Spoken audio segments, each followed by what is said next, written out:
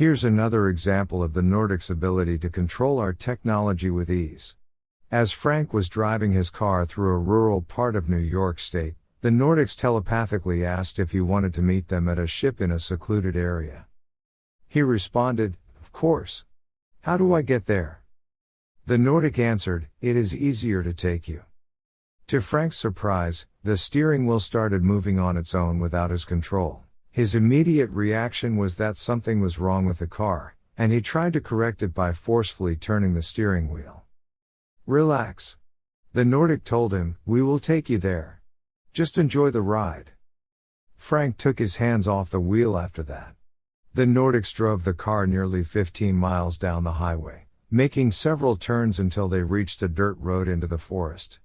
That part of New York State had lots of hills, and the ETs would accelerate the car going up hills and apply the brakes going down. Curious, Frank looked down to see the brake pedal and accelerator moving up and down on their own. He was no more than a passenger sitting in the driver's seat. Frank's driverless car went another 10 miles before the car slowed and then stopped. As Frank watched in amazement, the key rotated itself in the ignition, and the engine went off. Frank was impressed by the breadth of the space people's distant control of things on Earth. Howard Menger described a similar event, writing, "I had suddenly lost control of my car, and realized it was being driven for me by some higher intelligence." Preston Dennett also relates a case where a contactee named Ramon was driving home one night. "Without warning," he said, "they took control of the car. I had no control. The damn thing was going 90 miles an hour. They never told Ramon why they did it. Possibly, it was just to demonstrate their out-of-this-world technical abilities to him so he could tell others." As impressive as it is for the ETs to control our technology, they also sometimes demonstrate a remarkable ability to enhance human senses. This enrichment was evident one moonless night when Frank was driving down the highway with Art, who sometimes accompanied Frank to meet the ETs. In a car on the way to rendezvous with a Nordic ship, Frank suddenly leaned closer to look at the rear-view mirror. Turning to Art, he said, "Someone is following us." Art turned his head to see the headlights of a car about a mile or two back. Doubtful, Art said, "Oh, it could be anybody." Frank said, "It isn't just anybody. The space people just warned me." After that, Frank made 4 or 5 quick random turns on the highway, and every time, the car behind turned to follow them, always keeping the same distance. When they slowed down, it slowed too. When they sped up, the other vehicle did too. Being followed was not particularly unusual for Frank. Because of his frequent contacts with the ETs, he had attracted the attention of the US government, who occasionally sent agents to follow him.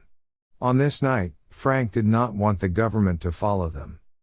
They were speeding down the country backroad at about 60 miles an hour, when Frank suddenly said to Art, "Hold on to your hat. Let's lose them." With that, Frank reached down and turned off the car headlights.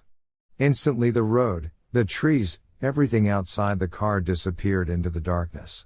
It was pitch black with no moonlight. "What the hell are you doing?" Art asked, worried they would crash. Racing along the highway at breakneck speed, they could only see inside the car. Frank said evenly, "Just wait. The space people will take care of it." Just after he said that, the road ahead and woods around them changed. They entered a twilight world. Not like full sunlight, but more like a full moon.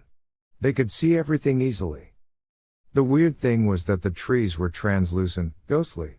As the car sped past nearby trees, he could see right through them to the trees behind. Everything shimmered. Faintly lit, like X-ray vision. Frank asked, "Are you seeing what I'm seeing?" Amazed, Art responded, "Yeah. This is really weird." Frank said excitedly, "This is just like Superman. X-ray vision, right?" They both laughed at the thought of having superpowers. Frank stomped the accelerator to the floorboards, and the car sped up, 60, 65, 70, 75 miles an hour. Ordinarily, Frank would have been worried, but he wasn't now. They could easily see the road with their twilight-like X-ray vision. As their car raced down the road, The vehicle following them also sped up, but they gradually pulled ahead. Then suddenly, they came to a curb on the highway. Frank said, "Hold on tight." Art grabbed the armrest on the door. As they zoomed around the curve, Frank suddenly jammed on the brakes, jerked the steering wheel hard right, skidded, and continued down an unpaved forest dirt road in a cloud of dust. He drove rapidly about 50 yards in the twilight and pulled off the dirt road behind a big pine tree. They both turned to look behind them. The car following them raced past without turning. They waited about 10 minutes to be sure that the car didn't come back. It didn't. Frank cautiously drove back to the highway and drove back the opposite direction to meet the ET ship. They had lost the government man. Frank had already seen the ETs use extrasensory perception many times as part of their day-to-day lives, but this was the first time he realized that the ETs could transfer those abilities to humans. After that, Frank found that his X-ray vision would come and go unpredictably. Astonishingly, sometimes Frank could look right through the ghostly walls of a building and see the people inside. The walls and the people were translucent, just like in an X-ray image.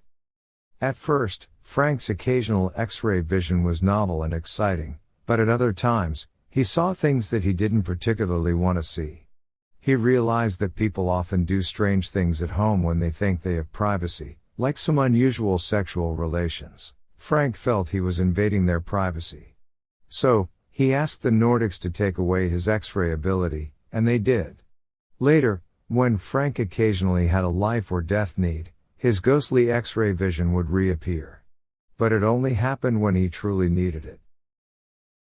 In a similar incident, Dennett wrote that Kevin, a contactee, said that once when he was aboard an ET ship, he was able to look through the wall of the ship. He also could see through the wall of a nearby building on Earth. As if watching an X-ray image, he saw ghostly I-beams, air conditioning and heating ducts, water pipes, and electrical conduits. X-ray-like, he saw his father sitting at his desk at work, 3 or 4 rooms deep in the building. This is another case showing that the aliens can pass their unusual abilities directly to humans.